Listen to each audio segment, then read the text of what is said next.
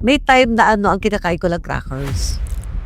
Yung Skyflakes, di ba? Tatlo yan. Oh. So that's breakfast, lunch, and dinner. Are you serious? And then I had a bottle of water with me. But if I had the chance na makakain ng konti, kung libre yung pagkain, How long was that season? months. Alam ba ng anak mo nung ginagawa mo? So, ano yung feeling during that time?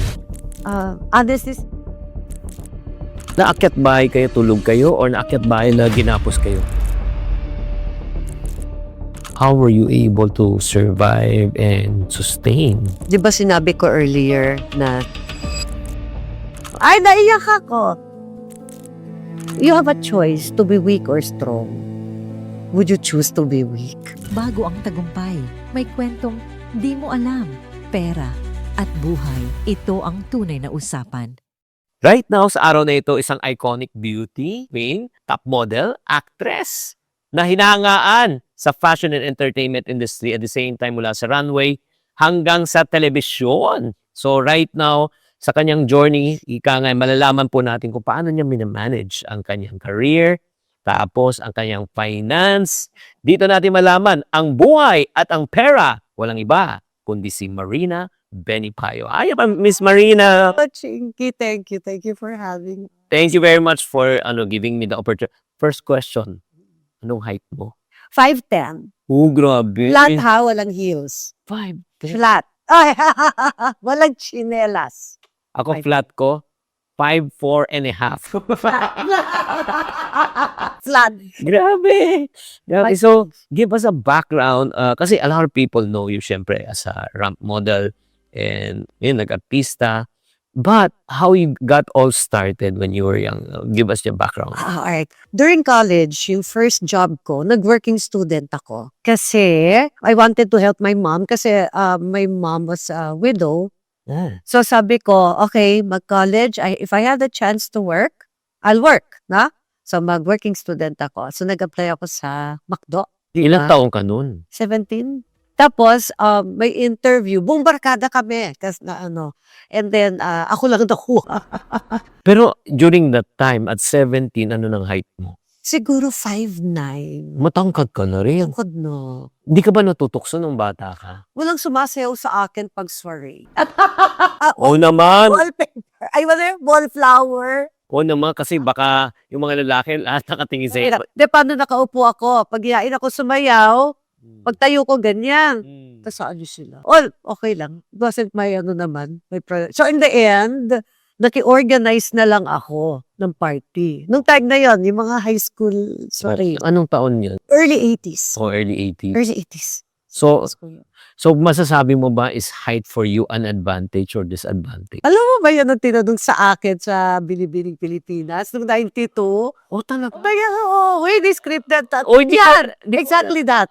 How is your height an asset or liability? Oh. Tapos, sinabi ko na it's an asset because I'm taller than the actors. Yan ang sagot mo.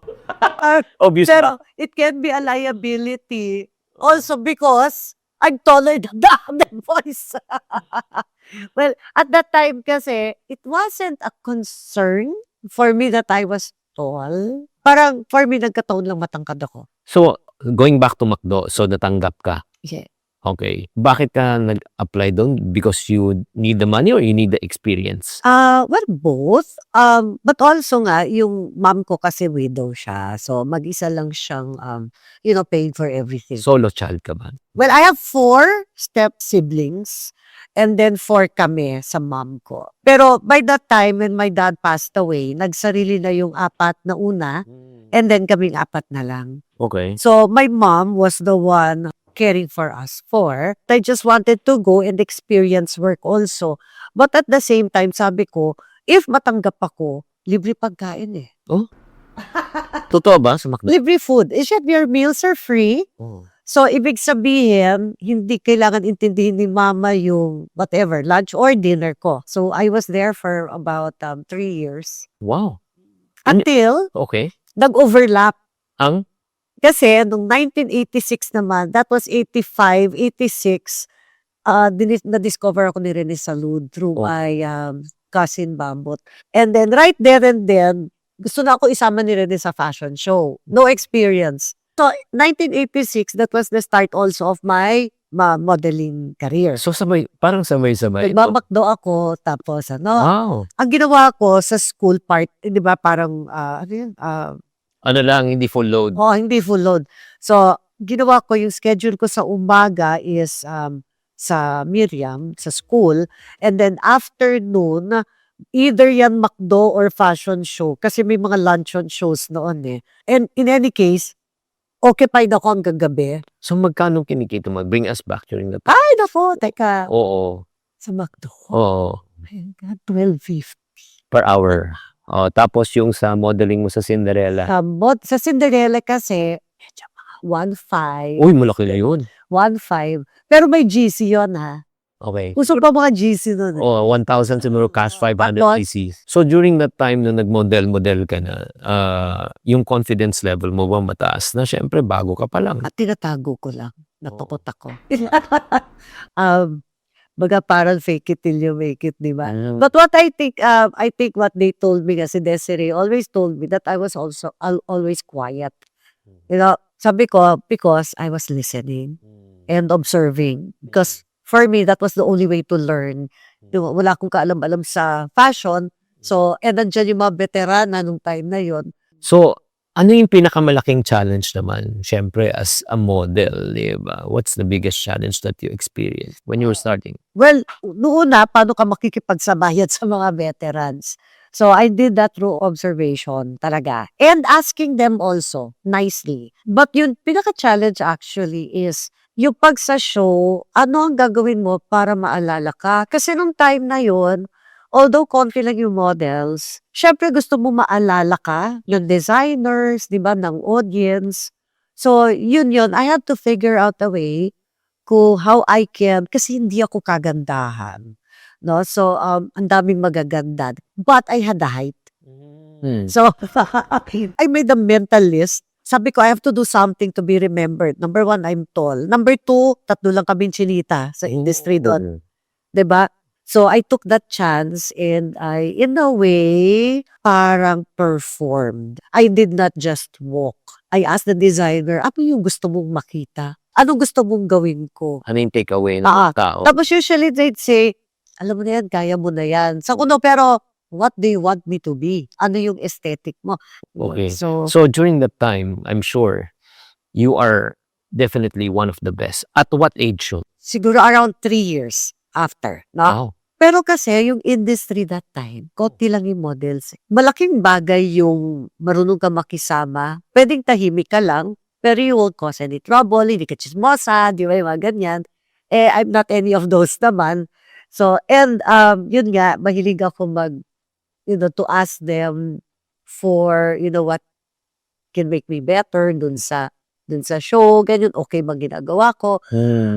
I think, number 1 talaga, kaya yun, yung mga 3 years, is you have to find out what will make you remarkable dun sa, not only for the designer, but sa audience. Audience, yes. Because, it's the audience, sila yung nagre-react sa ginagawa mo. And pag nag-react yung audience positively dun sa ginawa mo, the designer likes that, di Of ba? course. And I tell this also naman to the others, no, to the younger ones. When you're modeling, given na yon maganda ka, given na, you won't be here if you did have some The look. sort of promise, Yes. di ba? So, every time you do a show, forget yourself. You are not your name, di ba? You are someone else. You are a symbol of someone else. Pagsuot mo yan. And make sure that whatever you do, you make the audience remember you. Okay. So, let me pick up from the things that para matutunan din. As- Number 1, napakalaga na tanungin mo sa creator kung anong gusto nila. Yes. Kasi para to represent talaga yung anong gusto. Number 2, it's not about you, but it's about the target market who wants. Kasi minsan, ito, sinasabi na, ito gagawin ko. Wala akong pake regarding sa inyo. Di ba? Pero ultimately, hindi naman anong gusto mo eh. Anong gusto mong anong gusto nila. And number 3, yung talagang hindi ka makakalimutan. Oo. Yung 3 years na yan, 3 years, dire-diretso. Yes, halos. Kasi puro luncheon shows yun. Actually, wala na sila nun ngayon, mga luncheon show. Sa Manila Hotel, tuloy-tuloy yan, may luncheon shows. Yung parang buffet yan, tas magbabayad ka to watch. So you have a buffet and a show. Wala na ngayon yun. Wala na. Pero we use that. Ang mura lang nung binayad sa amin talaga. But, tagal kinagat ko yun. Kasi sabi ko, it's the only way I can learn. The experience, di ba? Oh, through practice. And practice and practice and practice. And your breakthrough, nangyari yan on the 4th year. Yes. Pero ito yung matindi.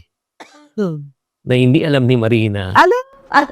No, you practice the 10,000 hour rule. Oh, ay, nabasa ko yan. Oo. By Malcolm Gladwell, isang Yes. famous author. He made a study sa lahat ng mga successful na tao. They did something over and over and over again for 10,000 Yeah. hours. Si paulit-ulit mo ginagawa, in a span of 10,000 hours, you become an expert on that. Like for example, hindi alam ng karamihan ng tao, before the Beatles became Beatles, they were singing at a pub every single night for 3 consecutive years. Na walang Okay. pumapansin. Okay, yeah. Oo. Doon lang sila na-discover. Nung na-discover sila, that's the time they became the Beatles. So, guys out there, kung may ginagawa kayo sa kumpanya nyo, sa trabaho nyo, na paulit-ulit lang, parang nabobore ka na, and buryong ka na, hindi mo alam na pa-practice mo yung 10,000 hour rule. At yung para kay Marina, hindi niya hinabol yung pera. Hinabol niya yung experience. Oh, hanggang ngayon. Ha? Hindi, hanggang ngayon, na yung life is a continuing Learning learning experience. experience talaga. Yes. So, actually, nagsushow pa ako once in a while. Well, para sa akin, no, in anything that I do, it will always be a continuing learning experience. Kasi, pag umiba ang panahon, iba din yung mga challenge. Tama. Oo. Pero alam mo isa pang matindi. Alam mo, kahit short lang kami nag-uusap, ang dami ko na natutunan kay Miss Marina. The reason why she became so successful, you became so successful in your craft, because you are humble enough to ask. Yeah. Best advice you got from yung mga experts na mga way ahead of you. Anong best Yeah. advice? Best advice is respect. Really. Recognize, respect, and acknowledge that you really have a lot to learn. Kahit anong level ka pa. Kahit anong. Kasi kahit ako, tinatanong nila ako in my, nung ilang decades na, tatanungin ako ng mga bagets, Miss Marina, nininervyos ka pa ba sa show? Sabi ko, oo, nervyos ako. Hindi ka mukhang nininervyos. Sabi ko, bakit ko papalabasit na naninervyos ako, di ba, sa audience? Tama. You know, ladies, sabi ko, you have one chance, just one chance to walk for 2 minutes. Di ba? 2 minutes, 3 minutes, don't put it to waste. Yeah. So, ano yung pinaka-challenging parang season mo, no, when you were in the industry na hindi mo makalimutan? I guess the times na walang work. How long? Well, when I had my family kasi, I encountered some issues also. Personal issues. So, yun, hindi ako nakapag-show. Diba? Tapos, I had to take care of the family. So naging solo parent? Single mom. I was married to my ex-husband for 3 years, then we separated. We had 2 kids, no? Ako na yung nagpalaki sa kanila. Wow. Yan. Ang hirap nun. Yes. Pero, alam niyo yung for single mothers, kung kaya, wag ipakita sa iba that you're having a hard time. Kasi, I don't know. Si mama mo. Oo. Parang mami ko. Yung mami ko gano'n. And actually, yung mami ko, sinabihan ako, the problem with you is that you never ask for help. Tapos sabi ko, kung kaya ko naman, I don't have to ask. Living by yourself and your kids is hard enough. Ang ayoko mangyari, yung parang, hindi ka naman inubliga, pero yung may utang na loob ka sa ibang tao. Because I just want to work, pay the bills, raise my kids. Okay na yon. This is just living in the moment and surviving. May time na ang kinakain ko lang crackers, Skyflakes. Kasi all my budget, kasi syempre, di ba, yung dapat kikitain mo sa isang buwan, inaano mo yan eh. So, Seryoso ka? yes. Hindi ka nagka-crackers dahil nagda-diet ka? Hindi. Wow. Yung Skyflakes, di ba? Tatlo yan. Wow. So, that's breakfast, lunch, and dinner. Are you serious? And then I had a bottle of water with me. Kasi, Ano yun? For the budget- show? For the show? Ano? was every day. Because my budget for food, nasa mga anak ko, and the yaya. Kasi kailangan yung yaya, malakas, di ba? Tapos, ang dami mo pang pinabayaran.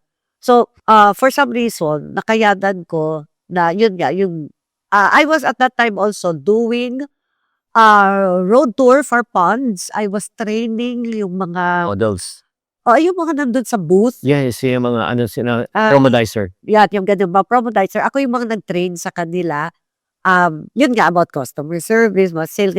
And during all that time, Skyflakes ang ano ko. But if I had the chance na makakain ng konti, kung libre yung pagkain, or isang barbecue, I would do it, but not on the same day. So, there were times na talagang yun lang ang kinakain ko. And if you ask me when I told my husband, I really don't know how I survived that How long was that season? months.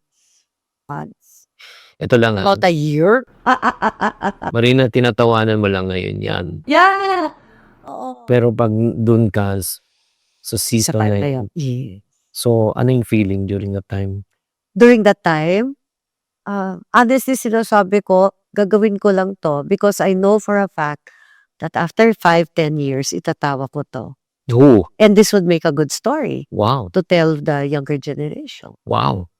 You have that in mind? Yes. Guys, warning lang may mga gumagawa po ng mga fake AI videos using my name para mag-endorse ng investment.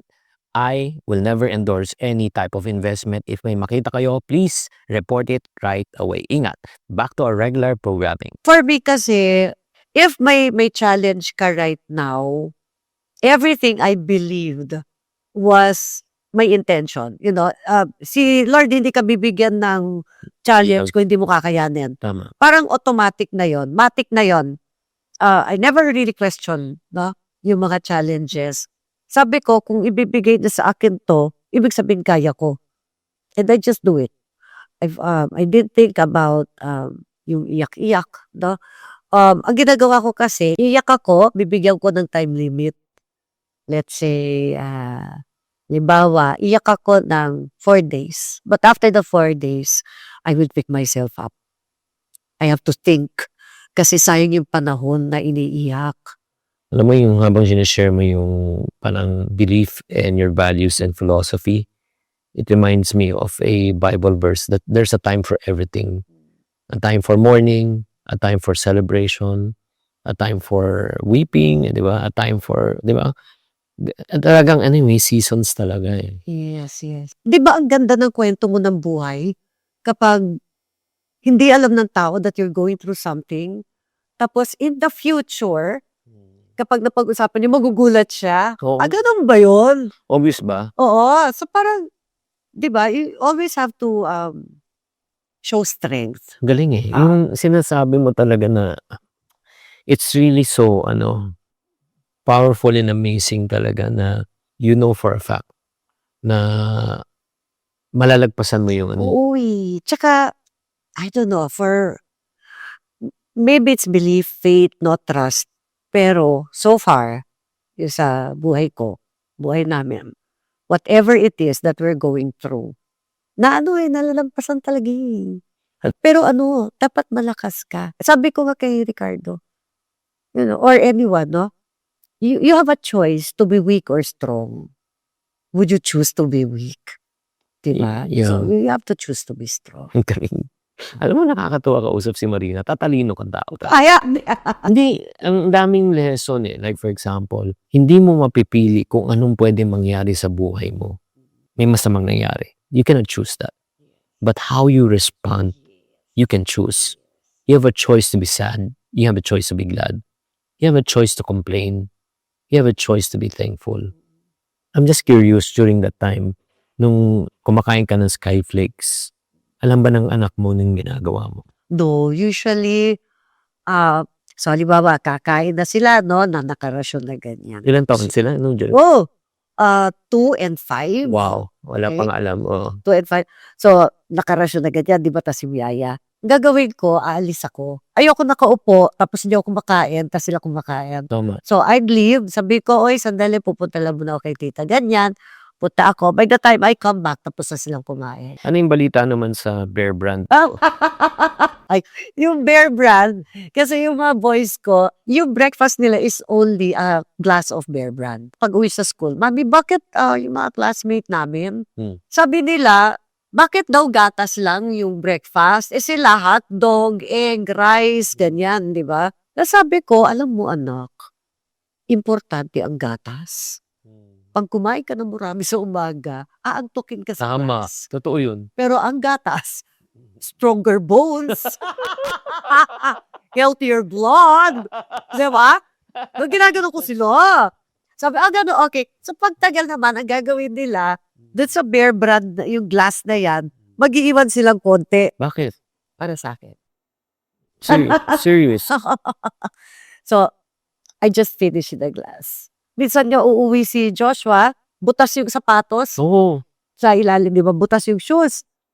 Tapos, nung ito grade 5 na siya, butas, sabi ko, ba't di mo sinasabi sa akin ang butas na sapatos, di ba? I mean, mura lang naman yung sapatos sa SM, di ba? Tapos sabi niya, hindi na mami, okay lang kasi gagastos ka eh. Wow. At that moment, sabi ko, naku, namana sa akin. Namana sa akin. So anyway, sabi ko, no, you tell me. Di ba? Kahit minsan pag kayo sa kakain kami, Jollibee, ganyan. Okay. Yung alam nilang gusto ko yung balat, ibibigay sa akin. Wow. Or, they won't finish the Chicken. chicken dahil alam nila, Wow. ubusin ko. Yan lang. Ay, nako. Ay, nako, I'm very proud of my boys. Yeah. Proud, pero ang hirap talaga mga moments na yun. Pero, Oo, mahirap. Alam mo ano, mahirap talaga but I always knew it will not always be this way. Yeah, it's only now. guys, ang sinasabi ni Miss Marina, ganito lang. Correct me if I'm wrong. Tayo, minsan naging biktima ng kahirapan, ng sitwasyon, ng pangyayari. Diba? You can become a victim once. Diba? But you cannot be a victim forever by reliving yung mga pains in life. At pangalawa, mahirap ang sitwasyon mo ngayon. Pero sabihin ko sa'yo, ang pagkatao mo hindi. Kasi pag guminhawa na ang buhay mo, hindi ka na mahirap. Tama? Alam mo, napasukan pa kami. Naakyat bahay kami, everything was taken. Oh. Tapos, Naakyat bahay kayo, tulog kayo, or naakyat bahay na ginapos kayo? no, daytime, 11 to 12 a.m., sinamahan lang namin si Mark, yung panganay, na mag-exam, yung college entrance exam.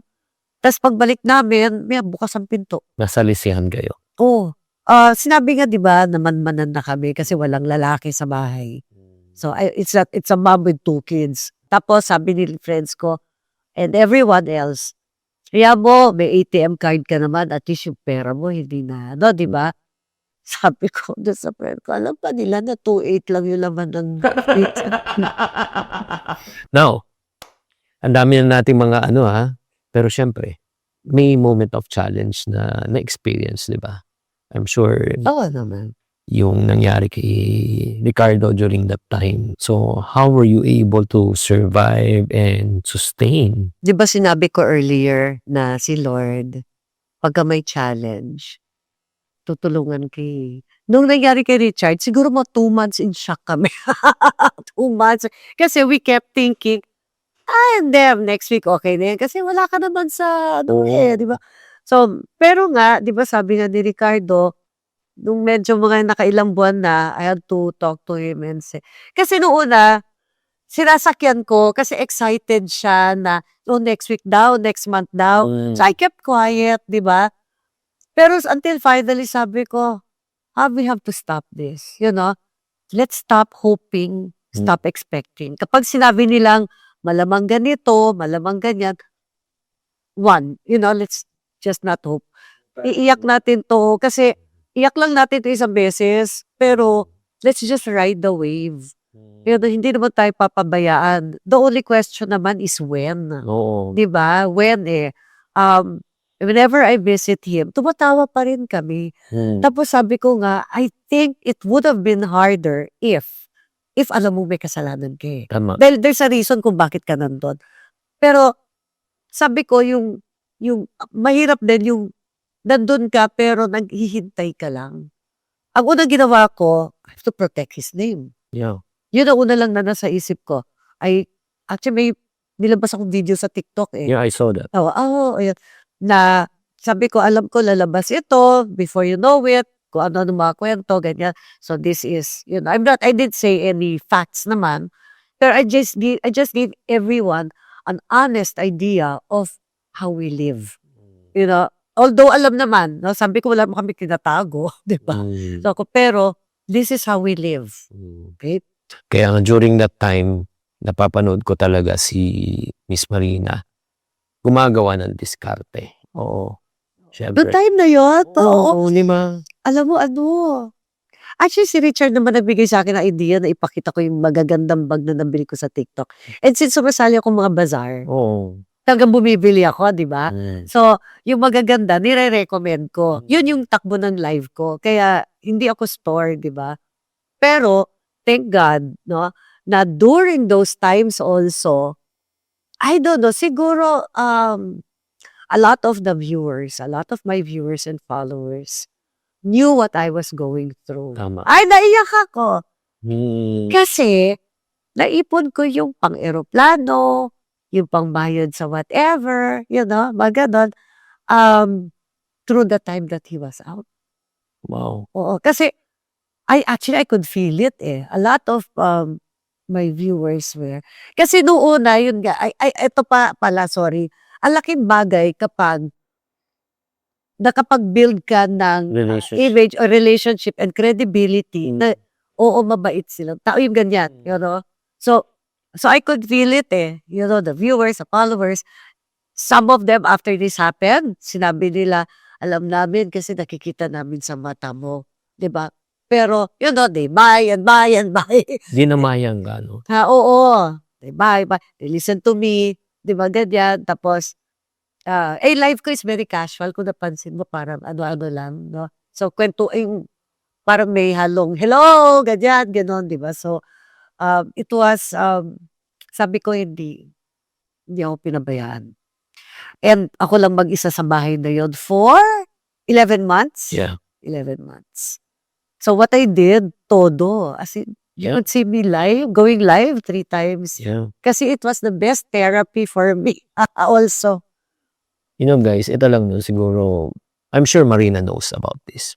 But I will tell you and her publicly, God has given you grace to be a strong person in difficult times. Ito na yung one last na ng observation na gusto kong sabihin kay Miss Marina, again, publicly. Aside from your woman of strength, you're a woman of humility. It takes humility to be honest. It takes humility to be vulnerable. It takes humility na live selling ka. Imagine mo, rumarampa ka. What, di ba? Gitu. Di ba, rumarampa ka sa tapos sabihin, wala na bang karir yan? Di ba? Oo, yung iba, ganun nung una.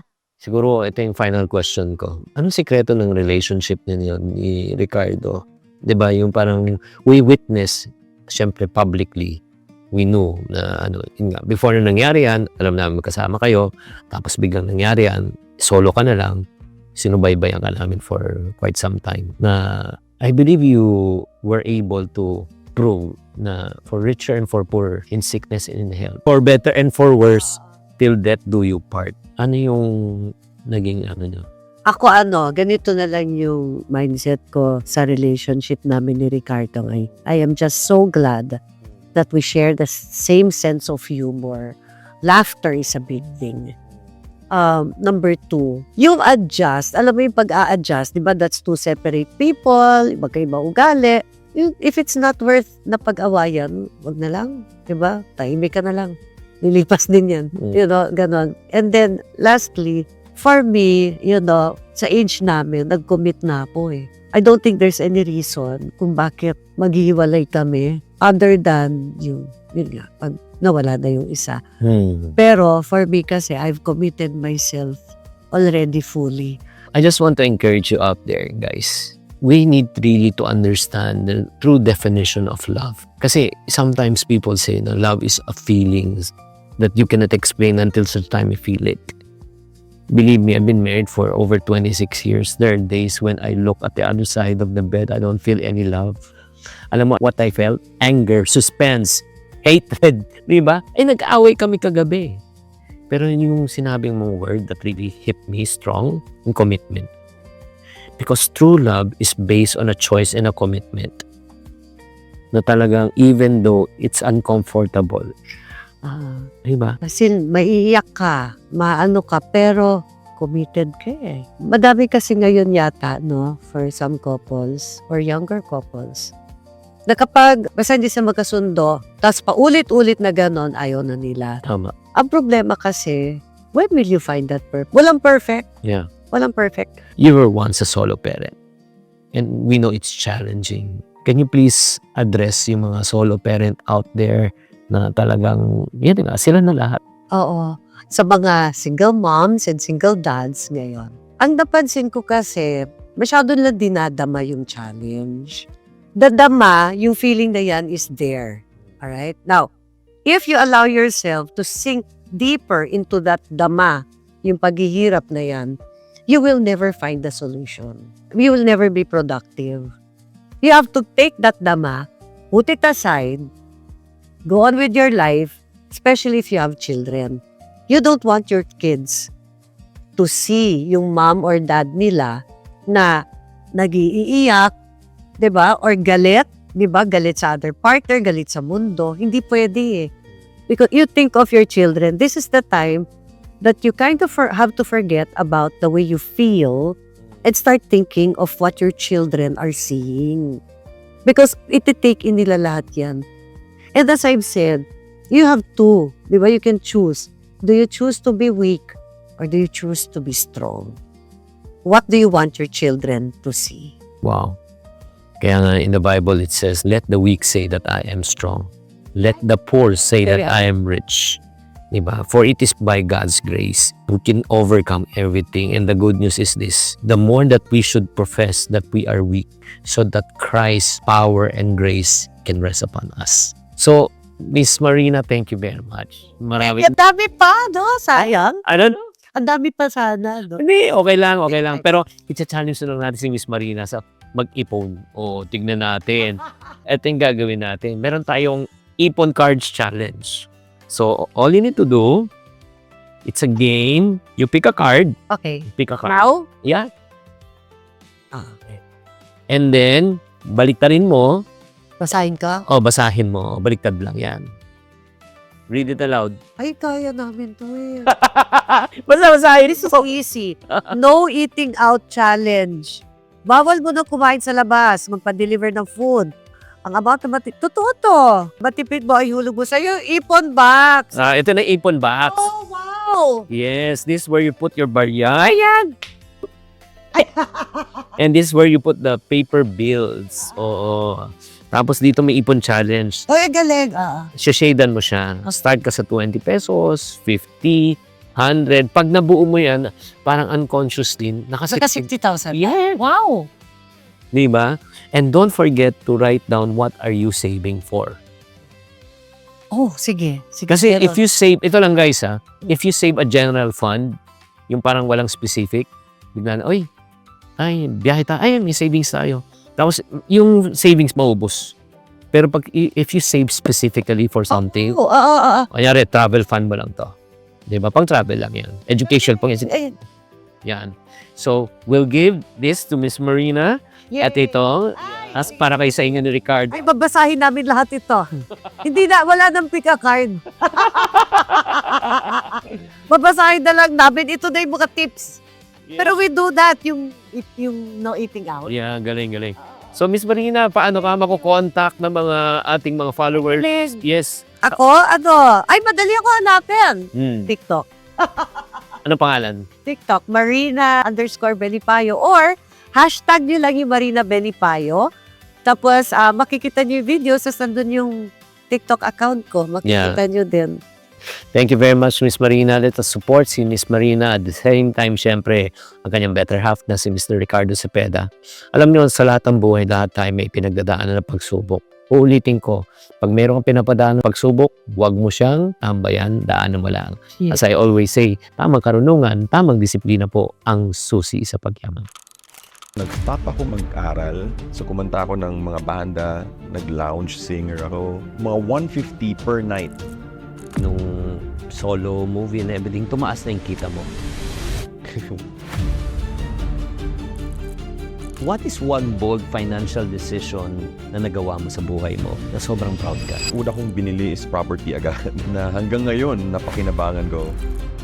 What was your biggest challenge in your life? Dahil nakita mo, dun talaga kami na-shake as a family. Biggest money mistake ni Mark? Lahat ginawa ko. Chinky Tan, with over 6 million Facebook followers, 2.8 million YouTube subscribers, and 2.4 million TikTok fans, is now all out to share with you the most practical, simplest path to lasting wealth.